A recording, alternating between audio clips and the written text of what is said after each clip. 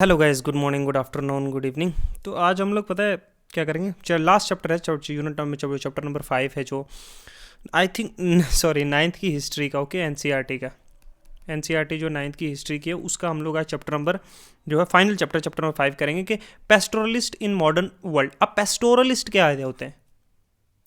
जो मतलब पास्चर से निकला हुआ वर्ल्ड है। पेस्टोरलिस्ट मतलब पास्चरलिस्ट, मतलब वो लोग जो चराव नहीं होते, मतलब जो अपने कैटल्स को लेकर जो है जो ग्रेजिंग करवाते हैं एक जगह से दूसरी जगह, पास्चर्स पे डिफरेंट है ना, और ऑन द मूव रहते हैं कंटिन्यूसली। तो उनकी लाइफ के बारे में पढ़ेंगे कि मॉडर्न जो वर्ल्ड है उसमें जो है उनकी लाइफ पे कैसे इंपैक्ट करा, और थोड़ा इंडिया के कॉन्टेक्स्ट में भी देखेंगे। ठीक है, स्टीपा कल्चर तो आपने सुना होगा, ये चीज़ें, इस चीज़ों के बारे में देखेंगे। ठीक है, इस चैप्टर में यू विल रीड अबाउट कैसे ये नोमैडिक जो पेस्टोरलिस्ट है ये काम करते हैं। जो देखो, नोमैडिक पीपल जो है ना वो किसी एक जगह पे नहीं रहते, वो एक जगह से दूसरी जगह जो है मूव करते रहते हैं और अपनी लिविंग वैसे ही अर्न करते हैं। बहुत पार्ट ऑफ इंडिया में हम लोग ने नोमैडिक देखे हैं, जैसे बकरवाल है कश्मीर में, है ना।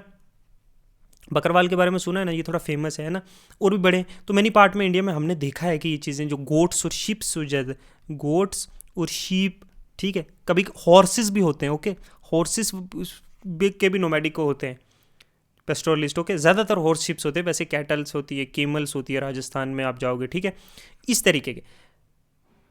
अब ये जो है रेयरली जो है यहाँ के लिखा है, rarely इंटर्स in the page of history text book. History के टेक्स्ट बुक में कहीं आपने मेंशन देखा है? बहुत कम है ना। लेकिन जब हम इकोनॉमी पढ़ते हैं, whether in your class of history या इकोनॉमिक्स, हमने देखा है कि एग्रीकल्चर और इंडस्ट्री में इसको अटैच किया था। कभी कभी तुम आर्टिशंस के बारे में भी पढ़ते हो, लेकिन पेस्टोरलिस्ट के बारे में नहीं पढ़ते। तो why do, as if their lives do not matter, as if they are the figure of past and who have no place in the modern history। जैसे कि उनकी लाइफ मैटर नहीं करती और वो कोई पास्ट की कोई एंटीक चीज़ जैसी है जो पास्ट में ही रहेगी, आज फ्यूचर में मॉडर्न सोसाइटी में उसका काम। इस हम लोग इन चैप्टर में पढ़ेंगे क्या इंपॉर्टेंस है पेस्टोरलिज्म का सोसाइटी जैसे इंडिया और अफ्रीका की। और you will read about the ways जैसे कॉलोनियलिज्म ने इम्पैक्ट किया इनकी लाइफ को, हाउ दे हैव, उन्हें कैसे कॉप करना पड़ा ये प्रेशर जो मॉडर्न सोसाइटी का है। इस चैप्टर में पहले हम फोकस करेंगे इंडिया पे, फिर अफ्रीका में चलेंगे। ठीक है, तो पेस्टोरल नोमैड्स और उसकी मूवमेंट के बारे में देखो। इन द माउंटेन जैसे गुजर बकरवाल है जम्मू एंड कश्मीर में, वो ग्रेट हर्डर्स ऑफ क्या है, गोट्स एंड शिप्स। बहुत सारे लोग जो है माइग्रेट करते हैं, माइग्रेटेड इस रीजन में आए 19th सेंचुरी में। क्या है पास्चर्स, मतलब यहाँ मिलेंगे बड़े बड़े घास के जो है मैदान, उनके जानवरों को चराने के लिए। और ग्रेजुअली क्या हुआ, ओवर द डिकेज जो है ना उन्होंने एस्टेब्लिश कर लिया अपने आप को इस एरिया में। और वो एनुअली जो है समर में मूव करते थे, विंटर में ग्रेजिंग ग्राउंड के लिए अलग मूव करते, समर में अलग। हम देखते हैं कि जो कश्मीर वैली है ना, वहाँ पे जो है वैली का एरिया और वहाँ पे जो सराउंडिंग जो माउंटेन्स है, वहाँ विंटर्स में जो वहाँ से जो है निकल के ये लोग प्लेन एरियाज़ में आ जाते हैं, जम्मू एंड कश्मीर की बता रहा हूँ मैं। और समर्स में जो है माइग्रेट करके फिर उन माउंटेन्स में चले जाते हैं। ठीक है, अब so they lived with the herds in the low hills of Shivalik range. Dry shrubs forests हैं जो वो प्रोवाइड करते हैं कुछ पास्चर्स उनके हर्ड्स के लिए। लेकिन by the end of April they begin their north march for their summer grazing ground. तो माउंटेन्स की तरफ चले जाते हैं समर्स में, और विंटर्स में जो है वहाँ माउंटेन से उतर के आ जाते हैं। तो बहुत सारे हाउस होल्ड जो है इकट्ठे होकर ये काम करते हैं, काफिले की तरह चलते हैं, जो कि वो क्रॉस करते हैं पीर पंजाल पास। ये एक पास है जो जो रीजन को, कश्मीर वैली को जो है कनेक्ट करता है। एक माउंटेनस डिस्ट्रिक्ट है जो पुंछ नाम से, ठीक है, उसको जो है यहाँ एक ये पीर पंजाल रेंज है, यहाँ इसके बीच में से निकल के ये कश्मीर वैली को कनेक्ट करता है। यहाँ पुंछ राजौरी है, ये कश्मीर का एक पार्ट है। ठीक है, इन डिस्ट्रिक्ट्स को कनेक्ट करता है, वही पीर पंजाल पास है वहाँ पे जो जिसको कनेक्ट करता है। ठीक है, जब स्नो मेल्ट हो जाती है, ये माउंटेन साइड्स जो हैं, ये ग्रीनरी यहाँ आ जाती है, और जो वेराइटीज ऑफ ग्रास जो निकलती है वो रिच होती है न्यूट्रिशियस के लिए, और एनिमल्स को के लिए बड़ी फायदेमंद है, क्योंकि एनिमल्स जो सब्सिटेंस हो जाता है। सितंबर के एंड तक ये बकरवाल जो है ना ये मूव अगेन, और अब टाइम है कि वो डाउनवर्ड पहाड़ों से अब नीचे लौटने का, क्योंकि वो पहाड़ों पर तो बर्फ पड़ेगी और स्नो कवर होगा और बहुत ज़्यादा ठंड होगी। तो डिफरेंट एरियाज ऑफ माउंटेन जैसे गादीज हैं, शिपर्ड्स जो हिमाचल के हैं, वो भी सिमिलर साइकिल फॉलो करते हैं। एक सीजनल मूवमेंट होता है। ठीक है, वो भी अपने जो विंटर्स है वो लो हिल्स में शिवालिक रेंज में करते हैं ग्रेजिंग, यहाँ फोक्स की जो है श्रब फॉरेस्ट की। और जब अप्रैल आता है वो फिर नॉर्थवर्ड मूव करते हैं, लाहौर स्पीति इन एरियाज़ में, जब बर्फ़ जो है क्या हो जाती है, कम हो जाती है, और जो हाई पासेज है वो क्लियर हो जाती है। इनकी बड़ी स्ट्रगलिंग और बड़ी डिफिकल्ट लाइफ होती है। कि देखो कैसे इमेजेस हैं। ठीक है, ये इस तरह से काम जो है ये करते हैं। ओके, इनकी लाइफ जैसे जो ये साइक्लिक जो मूवमेंट है ना समर्स और विंटर्स का जो पास्चर में, ये टिपिकली बहुत सारे पास्चर कम्युनिटीज़ जो है हिमालयाज़ में ज़्यादातर करते हैं, जैसे भोटियाज, शिरपास या किन्नौरीज, ये किन्नू के लोग हैं ना, ऑल ऑफ देम उनको एडजस्ट करना पड़ता है ये seasonal changes and make effective use जो अवेलेबल पास्चर्स हैं डिफरेंट प्लेसेस पे। उन्हें पता रहता है लोकेशन, ठीक है। गर्मियों में जब सर्दियों में नीचे आ जाते हैं ये, तब ये देखो ये भेड़ बकरियों के ये काट के, ठीक है, इनको जो है बेचा जाता है, ये अपने और धंधे करते हैं और भी बहुत सारी एक्टिविटीज़ में ये इन्वॉल्व होते हैं, ठीक है। अब ये हिमालयाज़ की मैंने बताया। प्लेन और प्लेट्यूज और डेजर्ट्स में देखो, नॉट ऑल पेस्टोरलिस्ट जो है ऑपरेट करते हैं। माउंटेन्स में सब लोग थोड़ी हैं, बहुत सारे प्लेट्यूज पे भी हैं, प्लेन्स में भी और डेजर्ट्स में भी हैं इंडिया के। तो धानगार्स जो एक इंपॉर्टेंट पेस्टोरल कम्युनिटी है महाराष्ट्र की, है ना, in the early 20th century जो इनकी पॉपुलेशन जो इस रीजन में थी वो एस्टिमेटेड थी 4,67,000 और ज़्यादातर शिपर्ड्स थे। कुछ ब्लैंकेट वेवर्स भी थे, स्टिल अदर्स जिनके पास बिफेलोज थी बहुत सारे। अब देखो धांधर्स जो थे ना वो शीपर्ड्स मतलब शिप्स को चराने वाले ना, वो सेंट्रल प्लेट्यूज में रहते थे महाराष्ट्र के ड्यूरिंग मूनसून, और जब सेमी एरिड रीजन है विद लो रेनफॉल और पुअर सॉइल। अब इट ऑल्सो यहाँ पे थॉर्नी श्रब्स भी हैं। अब नथिंग बट ड्राई जो क्रॉप्स हैं जैसे बाजरा है यहाँ वो ही लगाई जा सकती है। तो इन द मूनसून ये ट्रैक जो है वो वास्ट ग्रेजिंग ग्राउंड बन जाते हैं फॉर धांधर फ्लॉक्स। देखो ये एरियाज जो था ना इसमें सिर्फ श्रब्स थे और ये एरिड रीजन है, सेमी एरिड, लेकिन जब मूनसून एरिया आता है तो बारिश होती है तो ये पूरी ग्रीनरी आ जाती है इस एरिया में। अब ग्रीनरी आ जाती है तो ये जो है अपने भेड़ बकरियों को चराने के लिए, और बाई अक्टूबर जब धांगर्स क्या करते हैं, हार्वेस्ट करते हैं फिर बाजरा, है ना, start on and move west, और फिर ये मूव करते हैं वेस्ट। आफ्टर मार्च क्या होता है, अबाउट ए मंथ है वो ना, वो रीच करते हैं कोंकण समझते हो ना, वो कोस्टल एरिया, और यहाँ फ्लोरिशिंग एग्रीकल्चर ट्रैक्स हैं जहाँ हाई रेनफॉल होती है और रिच सॉइल होती है। हेयर द शिपर्ड्स क्या करते हैं यहाँ पे, वो वेलकम करते हैं कॉन्की पेजेंट्स को, यहाँ कॉन्की के पीजेंट्स के द्वारा इनका वेलकम किया जाता है। आफ्टर खारिफ हार्वेस्ट जब कट हो जाती है खारिफ क्रॉप्स, तो क्या होता है, फील्ड जो है वो फर्टाइल होती हैं और रेडी होती हैं रबी हार्वेस्ट के लिए। अब धांगर्स जो है फॉक्स में जो है वो मनूवर करते हैं इस फील्ड को और फेड द स्टेबल, ठीक है। ये जो इनके जो फोक्स है ना वो इन फील्ड में लगा दिए जाते हैं, और उनसे क्या होता है, उसे नेचुरल मनूरिंग होती है ना लैंड की। तो कोंकण पीजेंट्स ना इनको सप्लाईज देते हैं, राइस, और शिपर्ड्स जो है ये लेकर बैक अपनी प्लेट्यूज की तरफ वापस चले जाते हैं जहाँ पे ग्रेन्स बहुत कम है।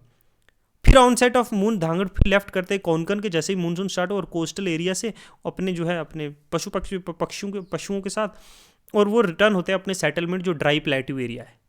तो ये कैसे है, जो ड्राई प्लेट्यू एरिया है वहाँ से जो है कोंकण कोस्ट पे आते हैं, ठीक है। वहाँ जो है लोगों को जो है एक जो ये इनका वेस्ट होता है, एनिमल वेस्ट होता है, वो जो है वहाँ की फील्ड में जो है यूज़ किया जाता है एज ए मनूवरिंग का काम, एज ए मनूवर, ठीक है।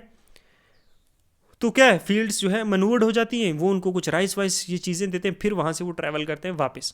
तो शिप्स कुड नॉट टॉलरेट, अब शिप्स तो टॉलरेट नहीं कर सकती वेट मानसून कंडीशंस। तो इन कर्नाटका आंध्र प्रदेश अगेन जो ड्राई सेंट्रल प्लेट्यूज हैं वो कवर्ड हैं स्टोन और ग्रास से, इनहेबिटेड बाई कैटल, गोट्स और शिप्स और हेडर्स। वहीं गोलास जो है हेडेड कैटल्स, तो कुरमाज हैं, कुरुबाज हैं जो रेयर करते हैं शीप्स और गोट्स को, और उसकी वूवन ब्लैंकेट बनाते हैं और वो बेचते हैं।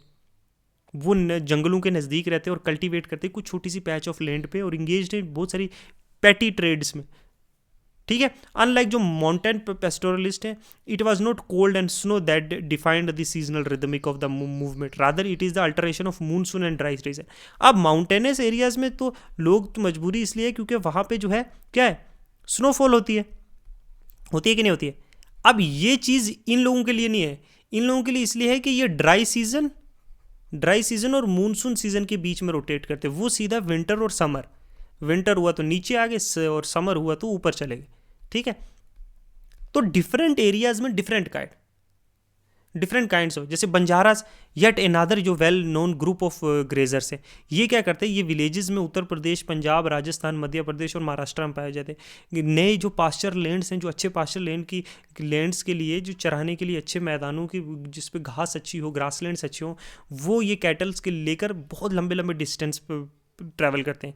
सेलिंग प्लो कैटल, और अब प्लो कैटल सेल करते हैं मतलब जो धान के लिए, मतलब जो खेती करने के लिए जो बैल है ना उनको बेचते हैं, जिनके पास जो है इतना उस टाइप के कैटल्स को रास्ते में बेचते हुए अपनी सोर्सेज या बाकी जो विलेजेस के साथ एक्सचेंज करते हैं, ग्रेन्स और फोडर्स और सारी चीज़ों के साथ, कोई वूल दे दिया, किसी को कुछ और चीज़ दे दी।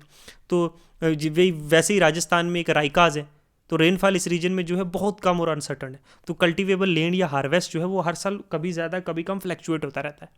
ठीक है, सो राइकाज क्या करते हैं, वो कंबाइन करते हैं कल्टीवेशन विद, क्या कल्टीवेट भी करते हैं लैंड को थोड़ी सी, और पास्टोरलिज्म भी करते हैं।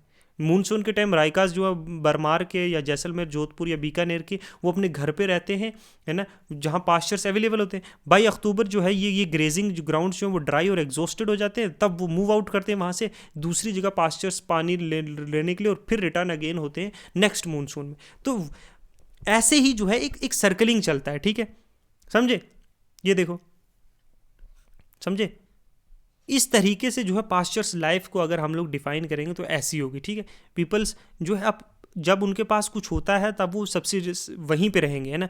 जैसे मैंने मूनसून का एग्जांपल दिया, विंटर का एग्जांपल दिया, क्लाइमेटिक कंडीशंस पे बड़ा डिपेंड करता है इनका मूवमेंट। ठीक है, विच काइंड ऑफ क्लाइमेट है उस हिसाब से इनकी मूवमेंट्स होती है। ओके, एक पर्टिकुलर पैटर्न फॉलो करते हैं। अब कॉलोनियल रूल जो ब्रिटिश रूल आया उससे क्या इंपैक्ट पड़े पेस्टोरल लाइफ्स पे।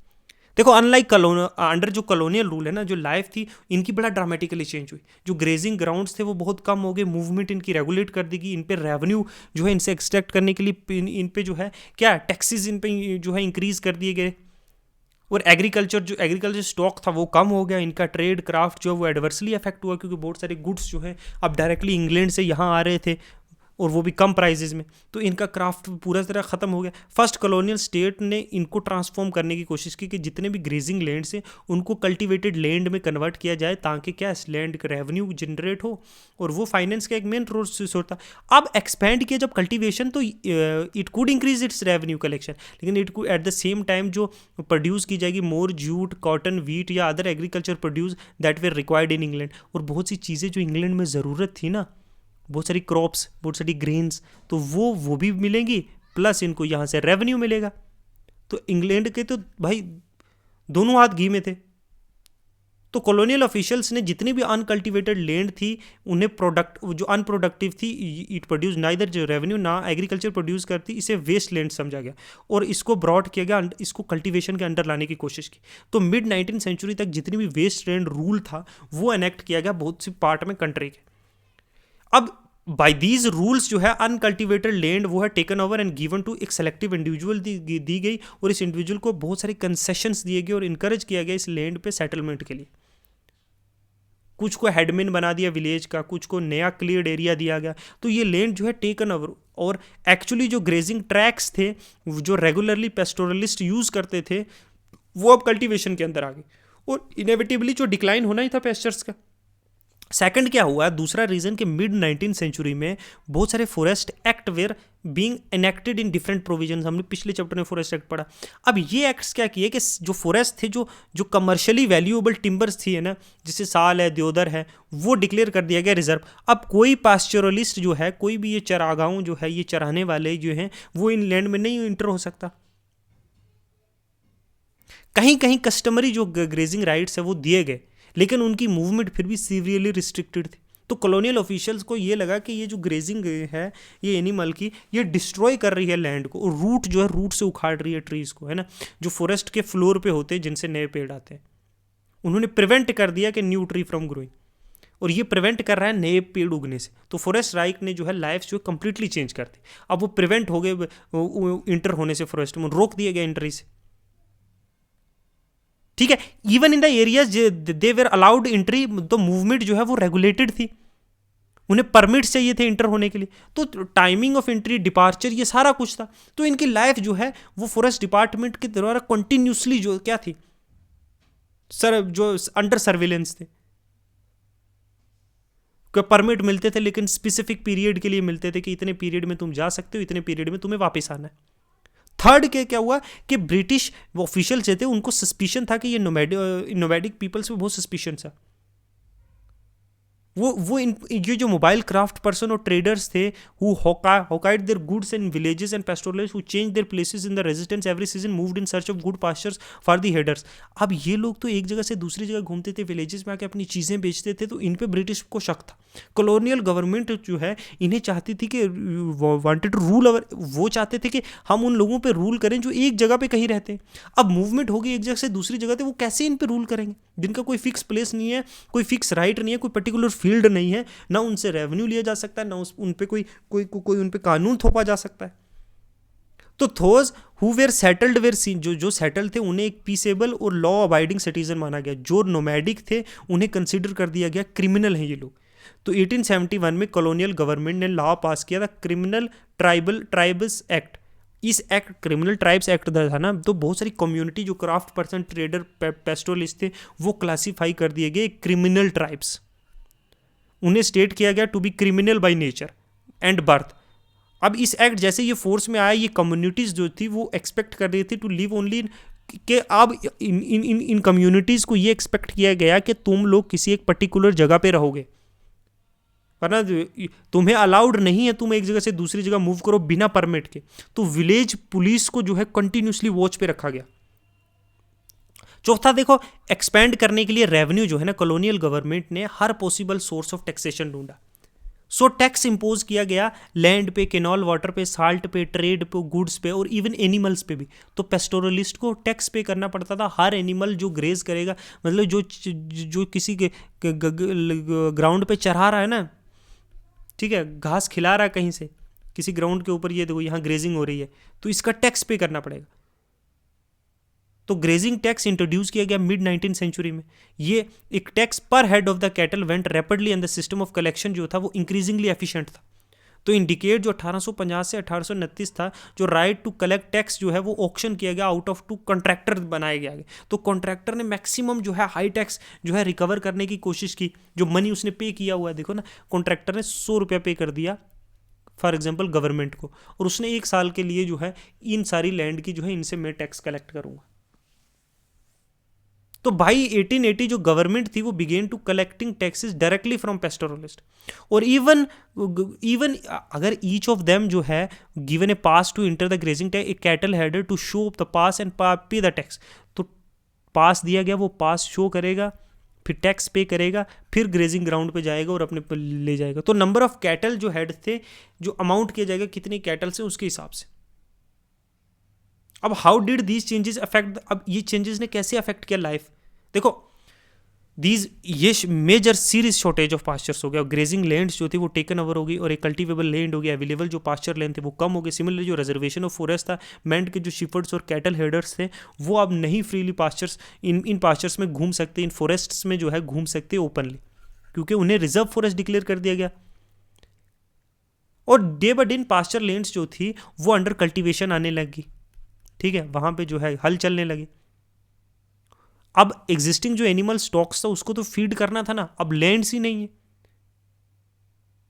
अब इससे क्या हुआ, जो बची हुई है वहां पे इंटेंसिव ग्रेजिंग शुरू हो गई। यूजुअली जो नोमैडिक ग्रेज्ड हैं वो एनिमल्स अपने को एक जगह चराते और फिर मूव कर जाते थे दूसरी जगह। अब उन्हें मूवमेंट ही नहीं दी जा रही, रिस्टोर अब मूवमेंट नहीं हो रही एक जगह से दूसरी जगह, तो जो एग्रीकल्चर है उसको वो रिस्टोर कैसे होगा। अब जो वहां पे घास हो रही है वो रिस्टोर ही नहीं हो रही, उसे टाइम ही नहीं मिल रहा, तो वो ग्रेजिंग ग्राउंड डिक्रेट हो गए। ग्रेजिंग ग्राउंड डिक्रेट हो, क्वालिटी ऑफ जब ग्रेजिंग ग्राउंड डिक्रेट हुए, in turn further shortage of जो एनिमल के लिए फूड होगा और डिटोरेशन होने लगा आस्ते आस्ते एनिमल स्टॉक्स। और अंडरफेड कैटल्स जो जिनको कम खाना मिला वो मरने लगी लार्ज नंबर पे, और स्कारसिटी और फेमाइन शुरू हो गए।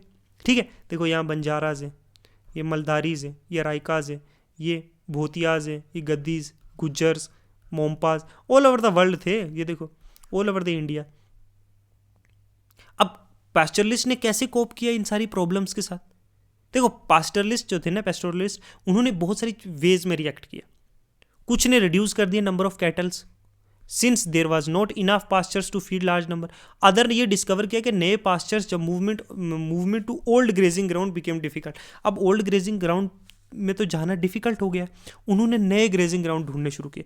तो आफ्टर 1947 द कैमल और शीप हर्डिंग जो राइकास थे फॉर इंस्टेंट, वो नो लॉन्गर कुड, अब वो सिंध नहीं जा सकते कि सिंध तो पाकिस्तान में अलग हो गया अपने कैमल्स को, जो bank of Indus, so what they had to done earlier. अब नई पॉलिटिकल बाउंड्री जो इंडिया और पाकिस्तान में हुई उससे मूवमेंट तो स्टॉप हो गई, अब उन्हें नई प्लेसेस चाहिए। तो रिसेंट ईयर वो माइग्रेट हुए हरियाणा में, जहाँ पे शीप्स जो है ग्रेज करती है एग्रीकल्चर फील्ड्स पे जब हार्वेस्ट जो है कट हो जाती है। और ये वही टाइम है जब मनूरिंग को भी लैंड को ज़रूरत होती है। तो ओवर द ईयर्स क्या हुआ है, जो रिचर पेस्टोरलिस्ट थे उन्होंने क्या किया है, ज़मीन खरीदना शुरू किया और सेटलमेंट होना शुरू किया और अपनी नोमेडिक लाइफ को आहिस्ता आहिस्ता छोड़ रहे हैं। सो बिकमिंग सेटल, अब सेटल हुए तो उन्हें लैंड, कल्टिवेटिंग लैंड बनाने लगे। बाकी दूसरों ने कोई और एक्सटेंसिव ट्रेड शुरू कर लिया, लेकिन जो पुअर हार्वेस्टर्स थे उन्होंने मनी बोरो किया मनी लैंडर से सर्वाइव करने में। और एट टाइम उन्होंने अपनी कैटल्स शिप्स जो है वो और वो सब कुछ खोना पड़ा, पैसे उधार ना देने पर, लोन ना देने पर, और वो लेबरर बन के रह गए वर्किंग ऑन फील्ड्स और इन या किसी छोटे से टाउन में काम करने लगे। येट पास्टोरलिस्ट जो हैं वो not only continue to survive in many regions, their number has expanded over the recent time. लेकिन इतनी डिफिकल्टीज के बाद भी ना उनका नंबर इंक्रीज हुआ रिसेंट डिकेड्स में।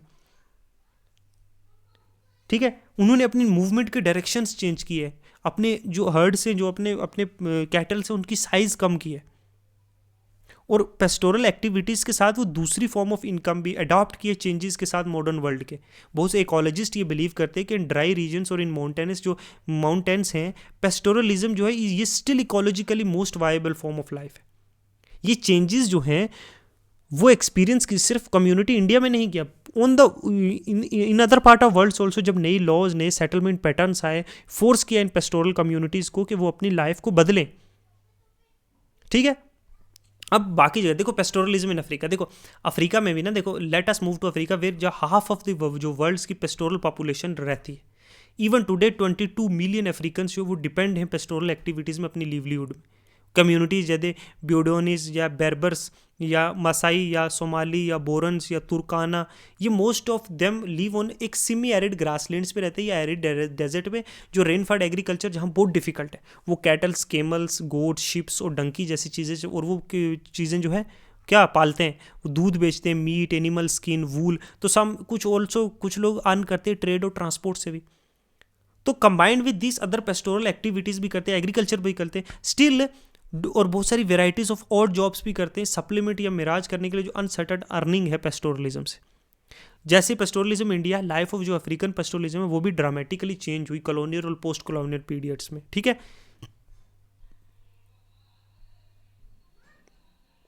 ओके।